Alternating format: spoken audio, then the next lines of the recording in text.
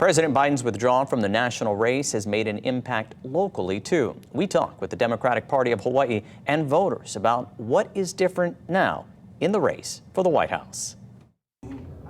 At Democratic Party of Hawaii headquarters, there is a flurry of activity following President Biden's announcement he was dropping out of the race. I'm getting tons of calls and emails about people ready to donate to the presidential campaign. People are excited to volunteer. That excitement and enthusiasm is also being expressed by some Hawaii voters.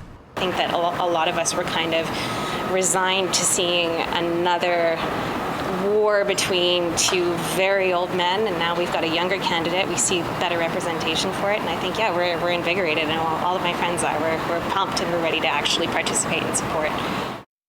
While President Biden gave Vice President Kamala Harris his support for the nomination, it doesn't mean she will automatically get it. Democratic delegates will decide that at their national convention. Hawaii has 33 delegates, with the majority already pledging their support for Biden. The next step is discussing this with the delegates who were pledged to support President Biden, getting them behind Vice President Harris to cast their vote in support of Vice President Harris to be the nominee. Turbin says most of the delegates are immediately supporting Harris as the Democratic nominee, but some would like to see if any other strong candidates enter the race, which is what a number of Hawaii voters would like to see as well. I would definitely like to see more of a competition, but again, with such short notice, I think to prevent infighting within the party, I think the best way forward is just to rally around VP Harris and see what happens.